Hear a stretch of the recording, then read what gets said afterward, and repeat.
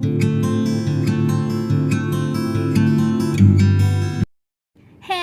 Everyone, welcome to all self pharma tutorial. तो आज मैं बताने वाली हूँ बायो फार्मास्यूटिक्स, जो कि सबको बहुत टफ लगता है ये सब्जेक्ट। हाँ, तो मुझे बहुत अच्छा लगता था।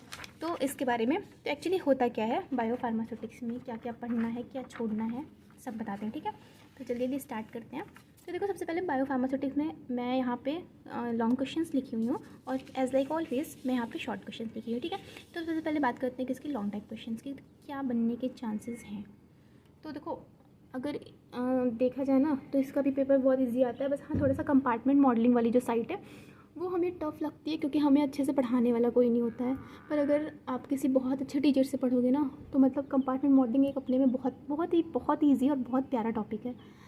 ठीक है, तो मतलब मुझे भी अपने टाइम पे ऐसा लगता था बी फार्म में कि नहीं, बहुत गंदा टॉपिक है, मैं छोड़ दूँगी ऐसा वैसा। लेकिन नहीं, मुझे अभी लग रहा है बहुत अच्छा टॉपिक है सच में। क्योंकि अभी चीज़ें क्लियर हो जाती हैं जब ना, तो कोई भी चीज़ तभी तक कठिन लगती है जब तक वो आती नहीं है। फिर अगर एक बार आ जाए तब तो हर चीज़ सरल है ना। तो चलो बात करते हैं। पहला, व्हाट इज़ प्रोटीन बाइंडिंग। पहला क्वेश्चन तो यही बनने वाला है कि प्रोटीन बाइंडिंग एक्चुअली होती क्या है। Next, define kinetic of protein binding. आप लोग को पता होगा कि मुझे थोड़ा थोड़ा याद है, P+D जब मिलता है तो क्या बनता है। हाँ, तो जब P+D जो होता है, जब अटैच होता है तो क्या मतलब P+D। इससे रिलेटेड आपकी पूरी एक काइनेटिक है, उसको आप लोग ब्रह्मांकर में आप लोग की दी हुई है बहुत अच्छे से, वहाँ से आप इसको फॉलो कर सकते हैं। ठीक है, तो सबसे पहले क्या है, what is protein binding and define the kinetic of protein binding. तो पहला क्वेश्चन तो ये हो गया। सेकंड क्वेश्चन है mechanism of drug absorption through GIT। ठीक है, तो इसमें जैसे कि आपके मैकेनिज्म में कौन कौन से कि मेम्ब्रेन यूज़ करते हैं, जैसे काको-2। ठीक है, तो एक तो वो हो गई, और इस तरह से 3-4 दिया हुआ है मॉडल, वो आप लोग वहाँ से पढ़ सकते हो कि ड्रग एब्जॉर्प्शन के। मैं बता दे रही हूँ सिर्फ इतना कि आपको कहाँ से क्या चीज़ सिर्फ लेनी है, ये नहीं कि आपको कोई भी क्वेश्चन छोड़ कर आ रहा है। ठीक है, तो दूसरा ये हो गया। तीसरा, define metabolic pathway, phase 1 phase 2 reaction. तो तीसरा तो ये क्वेश्चन बहुत इंपॉर्टेंट है कि मेटाबॉलिक पाथवे में फेज़ 1 होता है। फेज़ 1 में क्या होता है, नॉर्मली हमारी कोई भी ड्रग है वो थोड़ी सी मतलब पोलर होती है। पोलर मतलब वाटर से बॉडी से निकलने के लिए वो उतनी कैपेबल होती हैं। लेकिन फेज़ सेकेंड में जो होती है वो पूरी की पूरी क्या हो जाती है, पोलर हो जाती है, बॉडी से निकल जाती हैं। तो कौन कौन से रिएक्शन इन्वॉल्व है उसमें, इसमें कौन से होते हैं, जैसे कि ऑक्सीडेशन वगैरह होती हैं। ठीक है, ऑक्सीडेशन, रिडक्शन, हाइड्रोलिसिस, और इसमें बहुत सारी अलग सी हैं, वो आप देख लीजिएगा। What do you understand by the mean of glomerular filtration, secretion and reabsorption. तो ये कैसे हमारा वर्क करता है किसी भी ड्रग को बॉडी से बाहर निकालने के लिए, यानी एक्सक्रीशन में इन्वॉल्व होता है, वो इसमें आप लोग को लिखना है। नेक्स्ट बात करूँ तो define IV-IVC and level of IV-IVC। IV-IVC क्या होता है, in vitro in vivo correlation. ठीक है, और इसमें लेवल जो आपके 4 लेवल दिए, लेवल 1, 2, 3 एंड 4, तो डिफाइन करना है वहाँ पे कि लेवल कौन कौन से होते हैं। नेक्स्ट हमारा कौन सा है, difference between compartment and 2 compartment, या तो ऐसा पूछ सकता है, नहीं तो compartment and non compartment model. ठीक है, तो डिफरेंट आप लोग को बताना है डिफरेंस क्या है कंपार्टमेंट में और नॉन कंपार्टमेंट मॉडल में। ठीक है, नेक्स्ट बात करें तो difference between protein binding and tissue binding. ये आप लोगों को ब्रह्मांड में डायरेक्ट पूरा एक टेबल ही दी हुई है कि प्रोटीन बाइंडिंग और टिश्यू बाइंडिंग में क्या डिफरेंस होता है। प्रोटीन बाइंडिंग देखो क्या होता है, मेनली हमारे बॉडी में प्रोटीन्स होते हैं बहुत सारे, जैसे एल्ब्यूमिन, हीमोग्लोबिन, ग्लोबुलिन, है ना। तो वहाँ से अगर ड्रग हमारी बाइंड हुई है तो वो प्रोटीन बाइंडिंग हो गया। पर अगर मान लो तुम्हारे लीवर या फिर तुम्हारा स्टमक या फिर किडनी, वहाँ से बाइंड हो गई तुम्हारी ड्रग, तो वो क्या होगी, टिश्यू बाइंडिंग होगी। तो जो प्रोटीन बाइंडिंग होती है ये तो बहुत अच्छी होती है, मतलब ठीक होती है कभी कभी, पर लेकिन जो टिश्यू बाइंडिंग होती है ना, ये बहुत ही हार्मलेस होती है। क्योंकि क्या होता है, हार्मफुल होती है। क्योंकि क्या होता है ना, बाइंड अगर टिश्यू से कर गई कोई ड्रग, तो वो क्या होती है, सीक्रेट नहीं हो पाती बॉडी से, और वो एक्यूमुलेट हो जाती है बॉडी के अंदर, और वो क्या करती है, टॉक्सिसिटी कॉज करती है। नेक्स्ट क्वेश्चन है, what is AUC and how to estimate AUC by use of the trapezoidal method, area under the curve. ये एब्जॉर्प्शन जो होता है उसको डिफाइन करने का मेथड होता है। तो हमें ट्रेपेजॉइडल मेथड यूज़ करके कैसे आप AUC जो होगा उसको फाइंड करोगे, तो ये क्वेश्चन है।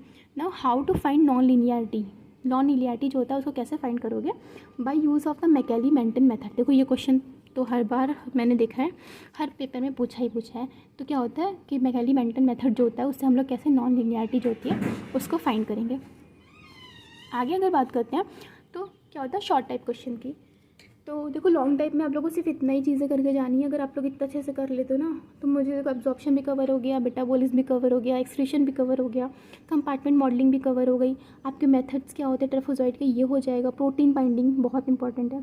ठीक है, तो इतना क्वेश्चन आपका बन जाएगा किसमें, लॉन्ग टाइप में। अब देखो थोड़ा शॉर्ट टाइप की बात कर लेते हैं। शॉर्ट टाइप देखो, तो एक कुछ चीज़ें होती है ना कि हमें पता होती है कि यही आनी है। तो शॉर्ट टाइप इसका जो है उसमें यही है कि हमें पता है कि क्या आएगा। तो पहला क्वेश्चन है, लोडिंग डोज और मेंटेनिंग डोज में क्या डिफरेंस होता है। ठीक है। लोडिंग डोज और मेंटेनेंस डोज में क्या डिफरेंस होता है ये आप लोग अच्छे से देख के जाइएगा, ये पक्का क्वेश्चन बनता है। एक ये बनता है एब्सोल्यूट बायोबिलिटी और रिलेटिव बायोबिलिटी में क्या डिफरेंस होता है, और एक क्वेश्चन ऐसे भी बन जाता है कि what is bio availability, normal, ठीक है। थर्ड क्वेश्चन है what is renal clearance and right the formula and unit of it. Renal clearance normal पूछ लेगा नहीं तो ये क्लियरेंस होता क्या है और इसके यूनिट लिखिए। नेक्स्ट हमारा define steady state. Steady state क्या होता है डिफाइन कीजिए। नेक्स्ट इंट्रावेनस इंजेक्शन और इंट्रावेनस इन्फ्यूज़न में क्या, देखो ये मैं बताती हूँ, बहुत इंटरेस्टिंग चीज़ है। इंट्रावेनस इंजेक्शन मतलब क्या हुआ, मान लो तुम लोग गए डॉक्टर के यहाँ कोई वैक्सीन लगवाने, वो डायरेक्ट इंजेक्ट करा, वैक्सीन लग गई। पर और अगर मान लो सलाइन चढ़वाने जाते हो, ग्लूकोज वगैरह चढ़वाने, तो वो क्या होता है इन्फ्यूज़न, मतलब जो चीज़ धीरे धीरे बॉडी में जा रही है और कई टाइम ले रही है वो इन्फ्यूज़न होता है। पर बोलस फॉर्म में, मतलब एक बार इंजेक्ट किया वो अंदर गई तो वो क्या हो गया, हमारी बोलस फॉर्म हो गई, यानी वो हो गई इंट्रावेनस इंजेक्शन, ठीक है। ये क्वेश्चन बहुत अच्छा है। Write difference between the VD and formula of it, volume of distribution क्या होता है और इसका क्या करना है, हमें फॉर्मूला लिखना है, ठीक है। तो एक क्वेश्चन ये वीडी वाला भी बनता है, ये बनता है हर बार।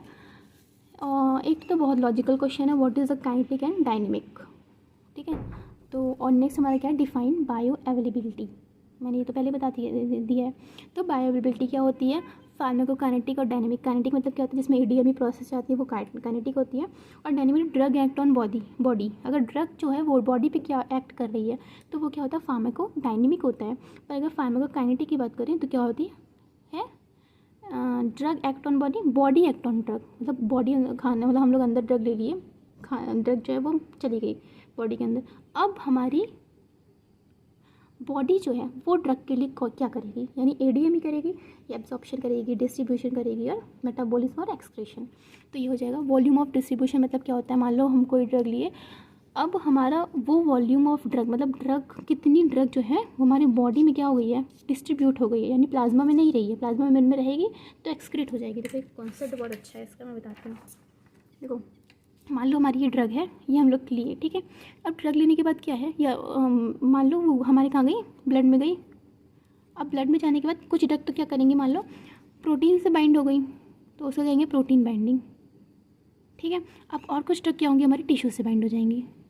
अब जब टिश्यू से बाइंड हो गई, प्रोटीन से बाइंड हो गई, तो ब्लड में हमारी ड्रग का कंसंट्रेशन कम हो गया। अब जब ब्लड में ड्रग का कंसंट्रेशन ही कम है तो वो बॉडी से बाहर भी तो नहीं जा पाएंगी, क्योंकि ब्लड के थ्रू, ब्लड में जो रहेगी वही तो जाएगी, तो कम हो गई। तो इससे क्या होता है, मान लो अगर किसी ड्रग का वीडी बढ़ता है तो उससे क्या होता है, उसका वॉल्यूम ऑफ डिस्ट्रीब्यूशन, उसका जो एक्सक्रीशन होगा वो क्या हो जाएगा, कम हो जाता है। आया समझ में, एक्सक्रीशन जो होगा वो क्या हो जाएगा, कम हो जाएगा। अगर किसी का वॉल्यूम ऑफ डिस्ट्रीब्यूशन कम होता है, यानी वो ब्लड में ज़्यादा है, तो उसका एक्सक्रीशन जो होगा किसी उस ड्रग का क्या होगा, ज़्यादा होगा।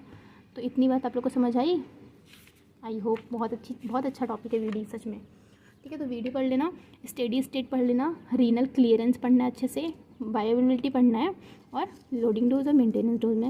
एक्चुअली फार्माकोलॉजी मेरा लग रहा है बहुत लंबा वीडियो बन गया है, ये सब बहुत ही छोटे छोटे बनेंगे, ठीक है।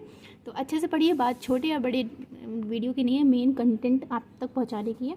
तो अपने ग्रुप में, व्हाट्सएप ग्रुप वगैरह जो भी होगा वहाँ शेयर कर दीजिए अच्छे से तब तक के लिए।